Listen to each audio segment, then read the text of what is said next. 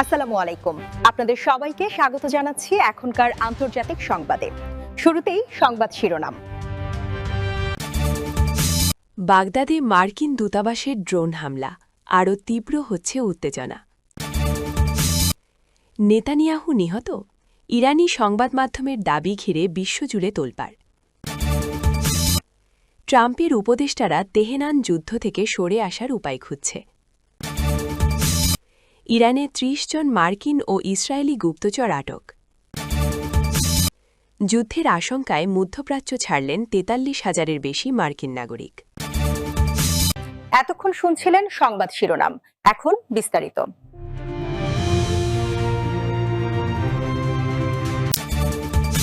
ইরাকের রাজধানী বাগদাদের আন্তর্জাতিক বিমানবন্দরের কাছে যুক্তরাষ্ট্রের দূতাবাসের একটি লজিস্টিক সহায়তা ক্যাম্পে ড্রোন হামলার ঘটনা ঘটেছে।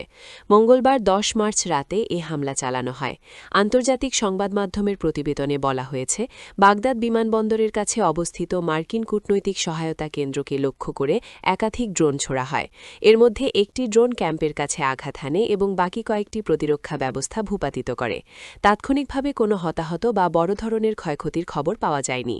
তবে হামলার সময় ক্যাম্পে অবস্থানরত কর্মীদের সতর্ক অবস্থায় যেতে বলা হয় এবং নিরাপত্তা ব্যবস্থা জোরদার করা হয়। ইরাকি নিরাপত্তা সূত্রের মতে, হামলার পরপরই ওই এলাকায় বিমান প্রতিরক্ষা ব্যবস্থা সক্রিয় করা হয় এবং নিরাপত্তা বাহিনী ঘটনাটি তদন্ত শুরু করেছে। বিশ্লেষকদের ধারণা, এই হামলার পেছনে ইরানপন্থী সশস্ত্র গোষ্ঠীগুলো সংশ্লিষ্টতা থাকতে পারে। সাম্প্রতিক সময়ে যুক্তরাষ্ট্র ও ইসরায়েলের সঙ্গে ইরানের চলমান উত্তেজনার জেরে মধ্যপ্রাচ্যের বিভিন্ন দেশে মার্কিন স্বার্থ সংশ্লিষ্ট স্থাপনাগুলো লক্ষ্য করে ড্রোন ও রকেট হামলার ঘটনা বেড়েছে। এদিকে একই সময়ে লেবাননের রাজধানী বৈরুতেও ইসরায়েলি হামলায় ৪ জন ইরানি কূটনৈতিক নিহত হওয়ার খবর পাওয়া গেছে। ইরানের জাতিসংঘে নিযুক্ত রাষ্ট্রদূত আমির সাইদ ইরাবানি এক জরুরি চিঠিতে জাতিসংঘ মহাশয় আন্তোনিও গুতেরেসকে জানান, রোববার ৮ মার্চ ভোরে বৈরুতের একটি হোটেলে ইসরায়েলি বাহিনীর হামলায় ওই কূটনৈতিকরা নিহত হন।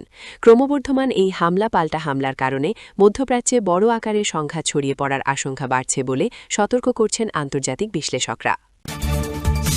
ইরানের আধা সরকারি সংবাদ মাধ্যম তাসনিম নিউজ সম্প্রতি দাবি করেছে, ইসরায়েলের প্রধানমন্ত্রী বেঞ্জামিন নেতানিয়াহু ইরানি ক্ষেপণাস্ত্র হামলার ফলে নিহত হয়েছেন।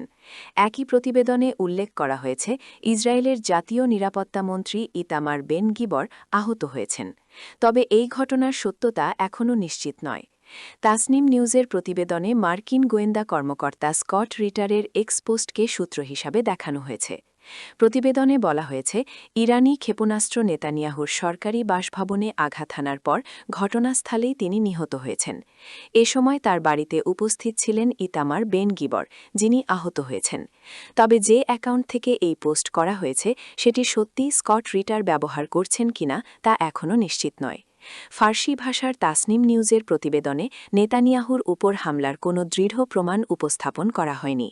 এর পরিবর্তে পরিস্থিতিগত কয়েকটি বিষয় একত্রিত করে সংবাদটি তৈরি করা হয়েছে, যেমন নেতানিয়াহুর সাম্প্রতিক ভিডিও ক্লিপের অনুপস্থিতি, ইসরায়েলি মিডিয়ায় তার বাড়ির চারপাশের কড়া নিরাপত্তা ব্যবস্থা, মার্কিন বিশেষদূত স্টিভ উইটকফ এবং জ্যারেড কুশনারের সফর স্থগিত হওয়া এবং ফ্রান্সের রাষ্ট্রপতি ইমানুয়েল ম্যাক্রো ও নেতানিয়াহুর ফোনালাপের রেকর্ডে তারিখ নির্দিষ্ট না থাকা। ইসরায়েলের প্রধানমন্ত্রীর দফতর এ ব্যাপারে এখনও কোনো আনুষ্ঠানিক মন্তব্য করেনি।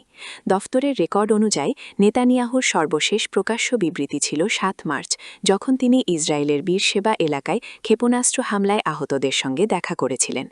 ইরানি সংবাদ মাধ্যমে নেতানিয়াহুর নিহত হওয়ার খবর নতুন কোনো ঘটনা নয়।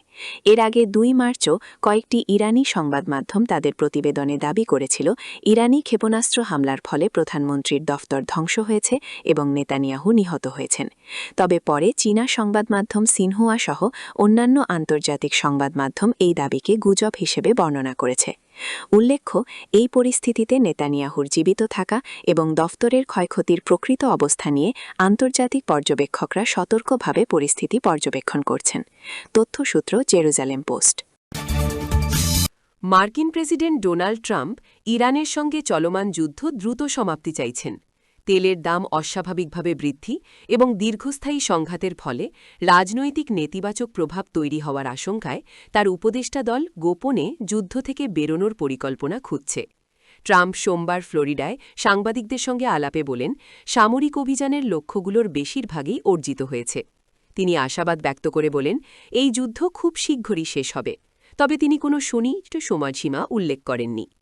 উপদেষ্টারা প্রেসিডেন্টকে পরামর্শ দিয়েছেন, যতক্ষণ তেহরান মধ্যপ্রাচ্যের দেশগুলোতে হামলা চালাবে এবং ইসরায়েল ইরানি লক্ষ্যবস্তুতে আঘাত হানতে চাইবে, ততক্ষণ যুক্তরাষ্ট্রের পক্ষে যুদ্ধ থেকে সহজে সরে আসা কঠিন। ট্রাম্প উল্লেখ করেছেন, তেলের দাম নিয়ন্ত্রণে রাখতে কিছু দেশের ওপর থেকে তেল সংক্রান্ত নিষেধাজ্ঞা তুলে নেওয়া হতে পারে। এছাড়া এই অঞ্চলে চলাচলকারী তেলবাহী জাহাজগুলোর জন্য যুক্তরাষ্ট্র ঝুঁকি বিমার ব্যবস্থা করবে এবং প্রয়োজনে নৌবাহিনী বা মিত্রদের মাধ্যমে হরমুজ প্রণালীতে ট্যাঙ্কারগুলোর নিরাপদ চলাচল নিশ্চিত করবে। প্রেসিডেন্টের ঘনিষ্ঠ উপদেষ্টারা জানিয়েছেন, তিনি এই যুদ্ধে সন্তোষজনক বিজয় দাবি করতে চাইছেন। তবে তেহরান কেন নতি স্বীকার করছে না, তা দেখে তিনি কখনো কখনো বিস্মিতও হয়েছেন। সোমবার ট্রাম্প আরও বলেন, আমরা এমন ব্যবস্থা চাই যা দীর্ঘস্থায়ী শান্তি বয়ে আনবে। যদি তা সম্ভব না হয়, তবে এখনই যুদ্ধের ইতি টানা উচিত। তেহরানের সর্বোচ্চ নেতা পরিবর্তনের খবর এবং নতুন নেতৃত্বের নিয়োগ নিয়ে ট্রাম্প কিছুটা হতাশা প্রকাশ করেছেন। উভয় পক্ষের সংঘর্ষের মধ্যে যুক্তরাষ্ট্র ও ইসরায়েল একযোগে লক্ষ্যমাত্রা ধ্বংস করছে, যার মধ্যে পারমাণবিক কর্মসূচি ও ব্যালিস্টিক ক্ষেপণাস্ত্র ধ্বংসের লক্ষ্য প্রধান। এর বিপরীতে ইরান ও মধ্যপ্রাচ্যের গুরুত্বপূর্ণ স্থাপনায় ক্ষেপণাস্ত্র ও ড্রোন হামলা চালাচ্ছে। মার্কিন পররাষ্ট্র দপ্তর জানিয়েছে, মধ্যপ্রাচ্য থেকে ৩৬,০০০-এরও বেশি নাগরিক দেশে ফিরে এসেছেন।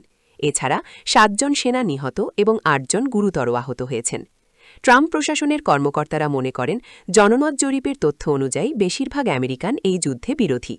যুদ্ধের দীর্ঘস্থায়ী হলে ট্রাম্পের সমর্থন কমতে পারে। এই আশঙ্কা নিয়েই উপদেষ্টা দল তাকে যুদ্ধ থেকে বেরিয়ে আসার পথ খুঁজতে উৎসাহিত করছে। ইরানের গোয়েন্দা বিভাগ সম্প্রতি এক সাঁড়াশি অভিযান চালিয়ে ৩০ জন ব্যক্তিকে গ্রেফতার করেছে। তাদের বিরুদ্ধে মার্কিন যুক্তরাষ্ট্র ও ইসরায়েলের হয়ে গুপ্তচরবৃত্তি, সহযোগিতা এবং নাশকতামূলক কর্মকাণ্ডে লিপ্ত থাকার গুরুতর অভিযোগ আনা হয়েছে। তাসনিম নিউজ এজেন্সির বরাতে ইরানের গোয়েন্দা মন্ত্রণালয় জানিয়েছে, আটককৃতদের মধ্যে একজন বিদেশি নাগরিক রয়েছেন। তার বিরুদ্ধে অভিযোগ, তিনি অত্যন্ত সংবেদনশীল নিরাপত্তা তথ্য পারস্য উপসাগরীয় দুটি দেশের কাছে হস্তান্তর করেছেন, যা পরবর্তীতে সরাসরি যুক্তরাষ্ট্র ও ইসরায়েলের হাতে পৌঁছেছে। মন্ত্রণালয়ের বিবৃতিতে আরও বলা হয়েছে যে, গ্রেফতারকৃতদের মধ্যে ১৯ জন সরাসরি ইসরায়েল সংশ্লিষ্ট সরকারবিরোধী গোষ্ঠী এবং মাঠ পর্যায়ের মিডিয়া অপারেটিভ হিসেবে কাজ করছিলেন। এই চক্রটি দেশের অভ্যন্তরে অস্থিতিশীলতা তৈরি এবং গুরুত্বপূর্ণ গোয়েন্দা তথ্য পাচারের মিশনে নিয়োজিত ছিল বলে দাবি করেছে তেহরান। মধ্যপ্রাচ্যে যুক্তরাষ্ট্র, ইসরায়েল ও ইরানকে ঘিরে চলমান সংঘাতের কারণে অঞ্চল জুড়ে নিরাপত্তা পরিস্থিতি ক্রমেই জটিল হয়ে উঠছে। এই অস্থিরতার মধ্যে নিজেদের নাগরিকদের নিরাপত্তা নিশ্চিত করতে মধ্যপ্রাচ্য থেকে মার্কিন নাগরিকদের সরিয়ে নেওয়ার পদক্ষেপ জোরদার করেছে যুক্তরাষ্ট্র। সরকারি তথ্য অনুযায়ী এখন পর্যন্ত ৪৩,০০০-এরও বেশি মার্কিন নাগরিক ওই অঞ্চল ছেড়ে দেশে ফিরে গেছেন। সংঘাতের সূচনা হয় গত ২৮ ফেব্রুয়ারি, যখন ইরানের পারমাণবিক ও ক্ষেপণাস্ত্র কর্মসূচি ঠেকাতে যৌথ সামরিক অভিযান শুরু করে যুক্তরাষ্ট্র ও ইসরায়েল। এই অভিযানের জবাবে ইরান ইসরায়েলের দিকে একাধিক ক্ষেপণাস্ত্র হামলা চালিয়েছে। একই সঙ্গে মধ্যপ্রাচ্যের কয়েকটি আরব দেশে, যেখানে যুক্তরাষ্ট্র ও ইসরায়েলের সামরিক বা কৌশলগত স্বার্থ রয়েছে, সেখানেও হামলা চালানো হয়েছে বলে বিভিন্ন সূত্রে জানা গেছে। এই সংঘাতের প্রভাব দ্রুত পুরো অঞ্চলে ছড়িয়ে পড়েছে। বর্তমানে মধ্যপ্রাচ্যের অন্তত ১৪টি দেশ কোনো না কোনোভাবে এই উত্তেজনার প্রভাবের মধ্যে রয়েছে। ফলে অঞ্চল জুড়ে নিরাপত্তা ঝুঁকি বেড়ে যাওয়ায় বিদেশি নাগরিকদের মধ্যেও উদ্বেগ বাড়ছে। এমন পরিস্থিতিতে যুক্তরাষ্ট্র তাদের নাগরিকদের দ্রুত নিরাপদ স্থানে সরিয়ে নেওয়ার উদ্যোগ নেয়। ব্রিটিশ সংবাদ মাধ্যম বিবিসি-এর এক প্রতিবেদনে বলা হয়েছে, মার্কিন পররাষ্ট্র দপ্তরের তথ্য অনুযায়ী এখন পর্যন্ত ৪৩,০০০-এর বেশি আমেরিকান নাগরিক মধ্যপ্রাচ্য ছেড়ে যুক্তরাষ্ট্রে ফিরে গেছেন। মার্কিন পররাষ্ট্র দপ্তরের মুখপাত্র টমি পিগার্ড জানিয়েছেন, নাগরিকদের নিরাপদে দেশে ফেরানোর জন্য একটি বিশেষ টাস্কফোর্স গঠন করা হয়েছে। এই টাস্কফোর্সের মাধ্যমে প্রায় ৩০,০০০ মার্কিন নাগরিককে দেশে ফিরতে সরাসরি সহায়তা দেওয়া হয়েছে। পররাষ্ট্র দপ্তর আরও জানিয়েছে, মধ্যপ্রাচ্য থেকে নাগরিকদের সরিয়ে নিতে যুক্তরাষ্ট্র ২ ডজনেরও বেশি চার্টার্ড ফ্লাইট পরিচালনা করেছে। তবে এসব ফ্লাইটে যাত্রী সংখ্যা তুলনামূলকভাবে কম ছিল। গড়ে ৪০%-এরও কম আসন পূর্ণ হয়েছে। এর কারণ হিসেবে বলা হয়েছে অনেক মার্কিন নাগরিক চার্টার্ড ফ্লাইটের পরিবর্তে নিয়মিত বাণিজ্যিক ফ্লাইট ব্যবহার করে নিজ দেশে ফিরতে আগ্রহ দেখিয়েছেন। ফলে সরকারি ব্যবস্থার পাশাপাশি ব্যক্তিগত ব্যবস্থায়ও অনেকেই অঞ্চল ছেড়ে চলে গেছেন। মার্কিন পররাষ্ট্র দপ্তর জানিয়েছে মধ্যপ্রাচ্য থেকে নাগরিকদের সরিয়ে নেওয়ার কার্যক্রম এখনও চলমান রয়েছে। চার্টার্ড ফ্লাইট ছাড়াও স্থলপথে বিভিন্ন দেশের সীমান্ত পেরিয়ে নিরাপদ স্থানে পৌঁছানোর ব্যবস্থাও রাখা হয়েছে। পররাষ্ট্র দপ্তরের পক্ষ থেকে আরও বলা হয়েছে, মধ্যপ্রাচ্যে অবস্থানরত যে কোনো মার্কিন নাগরিক চাইলে এই সহায়তার জন্য আবেদন করতে পারেন। নিরাপত্তা পরিস্থিতি পর্যবেক্ষণ করে প্রয়োজন হলে উদ্ধার কার্যক্রম আরও সম্প্রসারণ করা হতে পারে বলেও জানানো হয়েছে। বিশ্লেষকদের মতে মধ্যপ্রাচ্যে চলমান সামরিক উত্তেজনা যদি দীর্ঘস্থায়ী হয়, তাহলে বিদেশি নাগরিকদের সরিয়ে নেওয়ার এই ধরনের উদ্যোগ আরও বাড়তে পারে। একই সঙ্গে এই সংঘাতের প্রভাব আঞ্চলিক স্থিতিশীলতা ও আন্তর্জাতিক রাজনীতিতেও গভীর প্রভাব ফেলতে পারে। তথ্যসূত্র বিবিসি।